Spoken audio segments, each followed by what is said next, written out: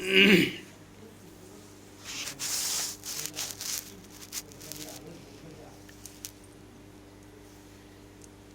าบสวัสดีครับพี่น้องปองป่ายทั้งช่องพ่อผู้นาคมหาลาภ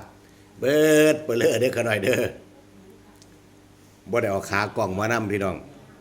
มื้อนี้พ่อผู้นาคสัญจรมาหาลูกศิษย์ลูกหาทั้งจังหวัดบึงกาฬครับก็ได้บ่ได้เอาขากล้องมานำมื้อนี้ก็ถือว่าเป็นโค้งสุดท้ายที่สิให้พี่ให้น้องให้ป้าให้ลุงเฮาได้เห็นตัวเลขเบิดทุกตัวนำกันเนาะพี่น้องเนาะฝนตกบ่พี่น้องทั้งร้านทำพ่อผู้นาคในน้ำสิท่วมแล้วขับรถมามื้อเช้านี่คือกันล้างรถไว้แล้วก็เป็นคือเก่าของอายะนี่แต่ขี้ตมคือเก่าพี่น้องเอ้ยเมื่อก่อนนี่ก็ไปบวงสรวงอยู่ทั้งวังปะกายแก้วหน้าคินนาคราชเนาะพี่น้องเนาะพี่น้องเขาเสียนนี่ดอกว่าเพิ่นได้เลขตัวใดเดี๋ยวพี่น้องเด้อส่วนสำหรับพ่อผู้นาคแล้วปล่อย68ไปแล้วตัวเดียวปล่อย68ไปแล้วตัวเดียวพี่น้องบ่ทันเห็นเลขที่พ่อผู้นาคอุบไว้มื้อนี้ฮักก็มาเปิดเผยนะพี่น้องเนาะมื้อนี้ฮักก็มาเปิดเผยว่าพ่อนาคอุบไว้ตัวใดแน่พ่อผู้นาคจำคำคนหญิงแม่ไว้แต่สมัยเข้าไปอยู่ในทางในพุ่นเนาะในเวียงในวังทางในพุ่นล่ะเพิ่นบอกว่าลูกเอ้ยให้ลูกจำไว้นะว่าถ้าเลขมันออกวันที่1ตรงกับวันพุธเนี่ยมันจะเป่าพ่อผู้นาคก็เลยว่าเอาเป่า66ซะ6677จังซี่ซ้ำนี่ก็ได้นี่มี2ตัวนี้สำหรับเลขเป่าก็พี่น้องก็ไปพิจารณาเบิ่งเอาเด้อันนี้พ่อผู้ว่าให้แนวทางซื่อแล้วพี่น้องให้แนวทางซื่อนั่งอยู่เตียงนวกร้านลูกศิษย์ลูกหาให้เจิมร้านนวดเฮ็ดนั่นเฮ็ดนี่ให้ลูกให้เต้าทั้งจังหวัดบึงกาฬนี่แสดงว่าเลขพ่อผู้นาคนี่ปล่อยไปแล้วนี่ก็ถือคือสิมี68นี่ตัวเน้นหนักเด้พี่น้องตัวเน้นหนักคือ68 66แล้วก็77แล้วก็อีกตัวนึงตัวพระผู้ลงเพิ่นโทรมาบอกพ่อผู้นาคเลขที่อุบไว้นี่นี่ที่มาบอกพ่อผู้นาคว่า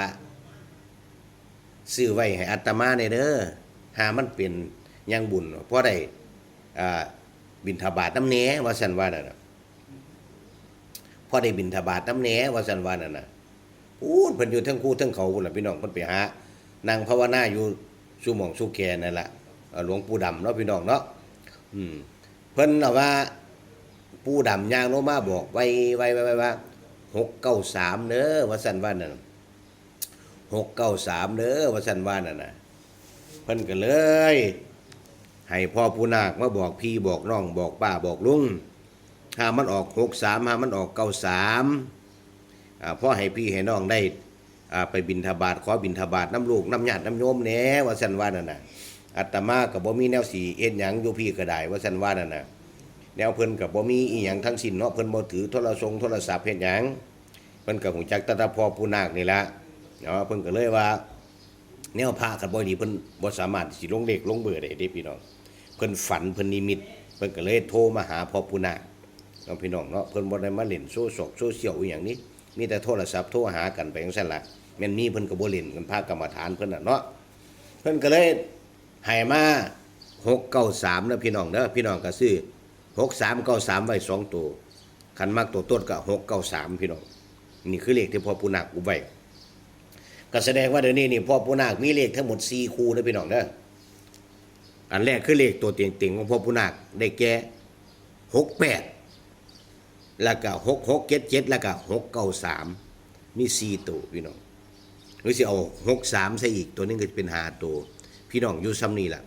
ให้ FC แฟนช่องเฮาพิจารณาว่าวันนี้โค้งสุดท้ายพ่อผู้นาคให้แนวทางรัฐบาลไทยงวดประจำวันที่1กรกฎาคมพุทธศักราช